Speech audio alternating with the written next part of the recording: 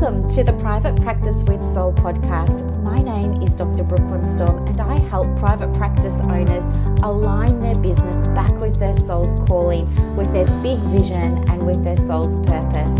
Unlike other private practice coaches, I've traveled the world in search of spiritual resources, spiritual tools, education and information so that you can have the transformation that your soul desires and needs so that you can up-level your business.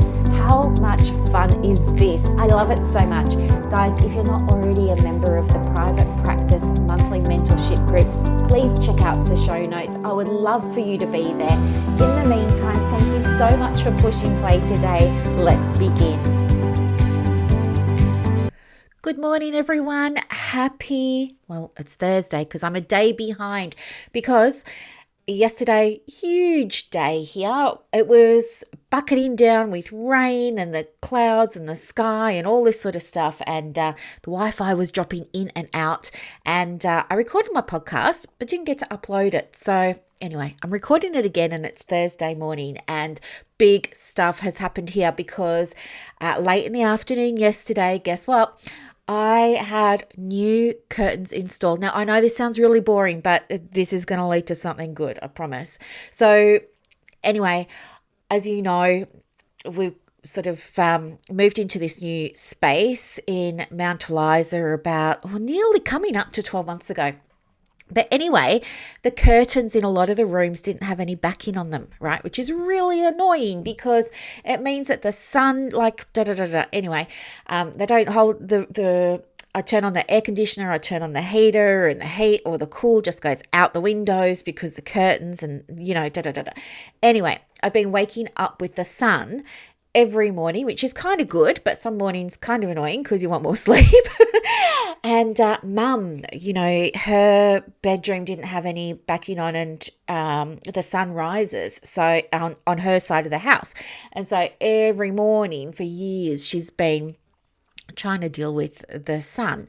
I don't know why she never changed it, but she just didn't. Anyway, as you know, I'm looking after her at the moment, and it just kind of dawned on me, hey, I wonder if we just replace the curtains with ones with backing on, if this would help her get a better night's sleep, right? Because she's whatever, I don't want to go into too much information. Anyway, she's up and down all night and blah, blah, blah, and gets up at the crack of dawn because she can't sleep because of the sun. So anyway, the curtains arrived yesterday and oh my gosh, this morning my alarm went off and my room was in pitch black darkness. I couldn't see my hand in front of my face, which was amazing. But it really affected my circadian rhythm because now that this morning I didn't wake up with the sunrise. It's just been my body was just I want to continue to sleep. And so that was the first thing. And then I noticed when I got up this morning that guess who was still asleep? And I'm not talking about Gabe. Mum was still asleep. And I was just yeah, the angels were singing because I thought at last she's getting a good night's sleep. And that felt so good. And then I came into the study here and I had to replace the curtains in the study. And the guy said to me when he was installing them, would you like them standard or dramatic? And you know me, I go, oh, dramatic would be great. So he put them on these really long, they're pinch plate curtains, and he put them on a really long track for me so that the curtains, when they're fully open, almost they just cover the frame on the edge. And it's so cool. It's I've got the whole window and there's all this extra light and just in such a good mood. I'm so happy for mum. I'm so happy for me. It's so good. But it got me thinking about, what do we want to record the new podcast on? Because yesterday's one doesn't seem as relevant anymore. So I've had a quick look at some of the questions that have come through, and there is a little bit of a pattern with one. So we're going to focus on that today. And that is where are we? Okay. Yeah. So it's all about referrals. And we're talking about, in the ACPPO, we're talking all about marketing and how to get more referrals for your practice. And a number of people have shared that one of the things that they feel they may be struggling with is, they hold off on marketing because they're worried that they're going to get inundated with work. And this is so important to discuss, right? Because there are always going to be two sides of the coin. So one side of the coin is I don't have enough referrals and I really need them. And the other one is I don't have enough referrals, but I'm kind of afraid to get them. So I want to speak to those people today who are afraid to get them, because here's the thing. If fear of filling your diary is stopping you from attracting clients, we need to get this sorted out. And everyone's journey is going to be a bit different. So just put that caveat in there now. But here's what I want you to think about. If you have your pen and your journal with you, what I would suggest is maybe write down, what would it mean to me to fill my diary? What would it mean to me to fill my diary? And allow anything to come up. So if you're worried about, well, it will mean that I'll get too many referrals, dive more deeply. Ask yourself, well, what would that mean if you got too many referrals, and what's too many? And then you might say something like, well, I won't be able to handle it, or I won't be able to cope, and take that deeper. So ask yourself, and what would that mean if I couldn't handle it? Or what would not handling it look like? I want you to really get to the root of the fear. And that's, I'm asking you to free write into your journal without any judgment. And when you've come up with that idea, take it further by asking, and what does that mean to me? Or why is that a bad thing? Or do you know what I mean? Just take it deeper and deeper and deeper, because it's only going to be by addressing the fear that we can release this block for you. And this is something that we do in Clients on Demand. There's a process that you use to overcome fear of not only attracting referrals, but of, absolutely filling the diary. Now, I can speak to some of the reasons why people get nervous about attracting referrals, and one of those is because they don't have the systems in place.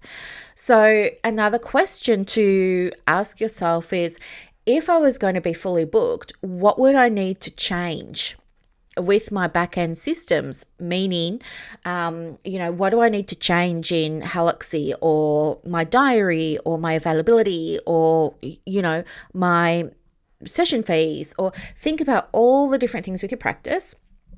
And I want you to just have a moment of reflection and think, what would I need to change in order to make it safe and comfortable and, dare I say, exciting for me to get those referrals? And I bet you 9 times out of 10, it's going to be, you need to update something to do with the structures, the processes, or the policies. And I'll tell you why. It's going to be because the feminine energy really wants to help people, but the masculine hasn't yet done its job. And so the feminine's not feeling safe. And so the feminine loves to be seen and loves to be heard because she wants to connect. But she's probably stepping back and saying, well, I'll take a back seat for a minute while the masculine energy goes and sorts itself out. But the masculine energy is saying, well, I don't actually know what to do. And so I'm stuck. And this is where we get this feeling of, kind of inertia, and we're stuck and we don't know what to do. And then we don't want to accept a referral because we don't have the stuff in place to support it. So I want you to think about what a fully booked diary looks like for you. It's different for everyone. For some people, fully booked is 30 clients a week. For some people, it's 10 a week. For some people, it's 3 a week. Like, I only see 3 counseling clients. I want to say a fortnight, or maybe every 3 weeks. I just keep my finger on the pulse of things because, I love counseling. I was going to go off on a tangent and tell you about my my counselling clients. So my counselling clients that I work with, my niche, I don't work with clients who are unwell Like, I don't work with clients who have anxiety or depression or stress or anything like that. Usually the clients that I work with are, for all intents and purposes, identifying as well, and they want to do things with their life. They want to, extend something, have a new experience, try something different. They want to reach for something. You know what I mean? I'm not treating any illness. I'm not treating any symptoms. We're having counseling that's a little bit more existential, if you like. So anyway, and I only see a handful. So for me, that's what fully booked looks like for counselling.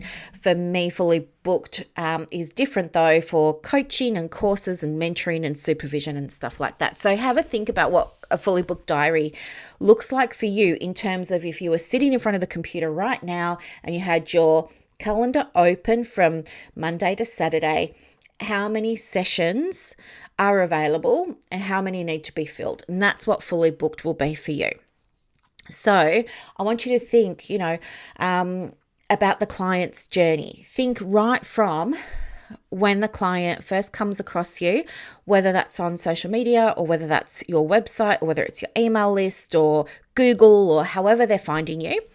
Think about how they're finding you, and then imagine you are the client and put yourself in the position of taking the steps to make contact, taking the steps to book in and all of that sort of stuff. And I want you to imagine from the client's perspective what the journey is going to look like, because that will inform you as to what needs to be in place to receive them. Make sense?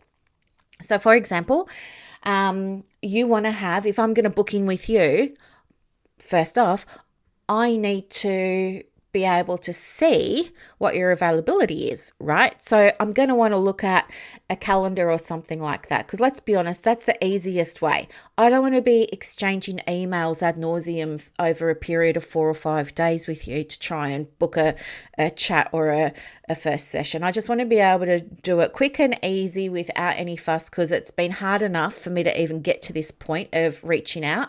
And if I'm going to have to email you, you've lost me.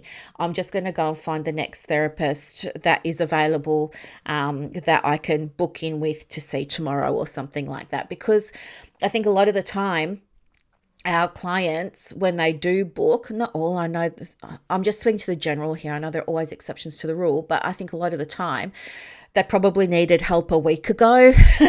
And so they're really needing help and to connect with us quite quickly. So yeah, I think if you don't have a way to capture those clients straight off the bat, you're losing them. People who have like the contact form that's just an email, they don't do as well as, usually they don't do as well as people who have a booking button on their website.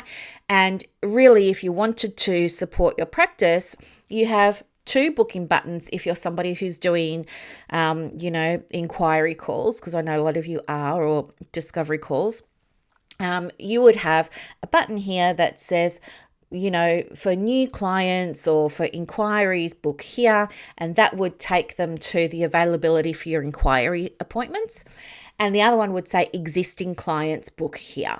And then your existing clients can just go and book in their sessions, pay for them, blah, blah, blah, blah, blah. So you need to have that in place. You need to know that you've got all your forms in place. So essential forms, you can grab them in the private practice kit, which is available at resources.brooklynstorm.com. So you can grab that. It's 47 Australian dollars. Make sure that you've got the informed consent. Confidentiality needs to be on the informed consent. So make sure you've got your forms in place, and pretty much that's it. I think, and your cancellation policy and a way to, your payment platform, like if you're using Halaxy or Power Diary or Core Plus or something like that, Splos, it's got built-in payment processing capabilities, so you don't need extra software to do that. The beauty of those platforms is that they've got everything bundled into one. Some people have a diary over here, then they use Stripe over there and PayPal over there and Acuity over there and they end up paying more sometimes than the investment of working with an existing software platform. So you want to make sure that you have set the practice up to receive. Now, the next thing is to look at your diary and think, okay, if this is what fully booked is going to look like for me, how can I stop myself from booking over that capacity? So what process am I going to put in place to support my well-being and stop this fear of mine of being flooded from happening? Now, there are a few different ways you can do that. One way is to build in a buffer between your appointments. Now, you can use your CRM, so Haloxy or Power Diary or whoever you're using. You can use that and build a 15-minute or a half-hour buffer between appointments. That's one thing you can do. The other thing that you can do is look at your processes, such as, would you like to have a waiting list? And if so, what would you really like that waiting list to look like? Is having a waiting list in alignment with your values for that one-to-one stuff? So for me, it's not. If I have a counseling client approach me and I don't have capacity for counseling, which I don't at the moment, I'll just refer them out to someone. I won't have a wait list for counseling. I do have wait lists for courses and programs though, because they're not about mental health. Like, no one's going to get worse in terms of their health if they have to wait a few weeks for one of my programs, because my programs aren't for treatment. My programs are for business. Anyway, but have a think about your values. If you want to have a wait list, look at what do you want that wait list to look like. Make yourself a little process. How does someone know they're on a wait list? How are you going to look after them while they're on that wait list and keep them engaged so that when a place does become available, they can jump in and have that appointment? And if you don't want to have a wait list, look at a process that you're going to use to refer out, okay? So maybe you want to connect in the ACPPO, or you want to connect in Counsellors Connect Australia, and you want to say, hey, everyone, I need someone to see a client. I don't have capacity to work with them at the moment. They're wanting support with A, B, and C. Please contact me. Reach out. Like, that's why we've got these networking groups happening. And then once you've got your waitlist sorted out and you've got your buffers in your appointments, you should be okay from a masculine energy sort of structural point of view. I think once those things are taken care of, then the feminine's going to feel okay, because the feminine is all about receiving. So she'll feel safe to start receiving because you're in control of your diary, not your diary being in control of you. However, if even with those upgrades in place, you're still feeling nervous and apprehensive about getting fully booked, is a different approach that you can take, which might be a stepped approach. So maybe if you have capacity to see 20 and and at the moment you've only got 3 or 4 and you're worried that you're going to go from 3 or 4 to 20, you can do a stepped approach and, just gradually taper up to your 20. And you might say to yourself, well, over the next 3 months, I'd like to get to 20. And break that down, like just reverse engineer it and say, okay, so how many do I want to get to for next week? How many do I want to get to for the week after? And then we know that 20 is going to be the week after that, for example. Or you could do it by months. It doesn't have to be by weeks. But creating a staged, stepped, tapering up process to your 20 can certainly feel more balanced than suddenly filling a diary going from nothing to 20. The other thing that I want to share with you too is if you've put all those things in place and you're still nervous about receiving clients, I want you really to go within and ask yourself, what is keeping the diary empty getting me off the hook from? Okay, because maybe there's going to be a secondary gain for you in terms of not filling the diary. So I don't know, just putting it out there, but maybe you're getting some kind of hidden benefit or hidden reward, or you're able to avoid something by not filling the diary. So that could be going on for some of you. In which case, if you identify that there is something, that's awesome, because it's that new awareness that's going to help you change it, number one. Number two, you can take it to supervision if it's a supervision type thing, or you could take it to your private practice coach or your private practice mentor for processing, and get it sorted out. And if you don't have one and you'd like one, let me know, because I may be able to recommend people who could be a great match for you. Save you some hassle there of, doing your own calls and wasting your own time and stuff like that. So there are ways through. The other thing, what was I going to say, apart from the secondary gains of not filling the diary, I want you also to have a look at mindset, because sometimes you might have all the structures in place. Like, you might be listening to this podcast and going, I've got all the structures in place, Brooklyn, but I'm still resisting filling my diary. I know I should, and I know I need to. I want you to have a think about what we're talking about at the start of today's podcast in terms of what's getting in the way, because it could be a mindset thing, like, I just don't feel like I'm good enough. I just don't feel worthy enough. Can I really help someone? Maybe I need to do another course. Maybe I need to do another qualification.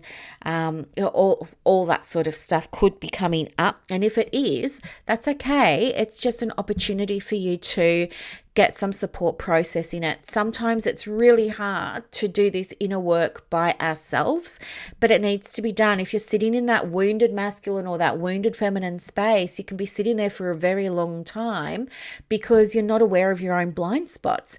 It takes sometimes having the opportunity to just say out loud even what's on your mind, in order for you to be able to process it for yourself. And that happens even with my own private practice clients that I work with. Sometimes they'll come to me and we'll have a conversation, and it's just the process of them saying out loud everything that's on their mind. And they say, oh my gosh, why was I even saying that? Well, thank you. I haven't done anything. They've just had that space. So allow yourself the opportunity to connect with someone so that you can say this out loud and see for yourself whether it's legit and you do need to process it, in which case you can with that person, or you might just realize, do you know what, I don't even know where this came from, and you can let it go. The value, as I said, of having an outside person to listen to the stuff is that an outside person can sometimes see things that you're not seeing. And when that's brought to your awareness, you can be quite surprised by that sometimes. So, oh my gosh, I didn't even realize I was doing that. So if you're nervous about filling your diary, you're going away today with some strategies that you can put in place that the masculine energy is going to love around, setting up the processes, the steps, the foundations, the diary, all that sort of beautiful foundational structural stuff for the business. And you're going away with some tips to support the wounded feminine who's withdrawing. She's hiding despite wanting to fill a diary. She's hiding out of fear. You've got some steps to support you with that today as well. And if anything came up, as you know, do go and talk to your supervisor, your coach, your mentor about it. For those of you who are in Clients on Demand, if anything comes up for you about filling your diary, of course, jump into the group and I will help you with that. If you're wanting to learn how to market your practice and deal with both the structural stuff and the mindset stuff, let me know, because Clients on Demand is going to be opening in June for enrollments, and we start the first week of July. So all the first week's content is released on the 1st of July. So it could be a great way for you to start getting the help that you need. Plus, it might also be a nice tax write-off for those of you who are looking for a last-minute deduction for the business. But anyway, I will share more about that later on. I hope that this was a really, really, really helpful episode. Thank you so much for listening. And have a beautiful day. Good luck filling your diaries. Bye.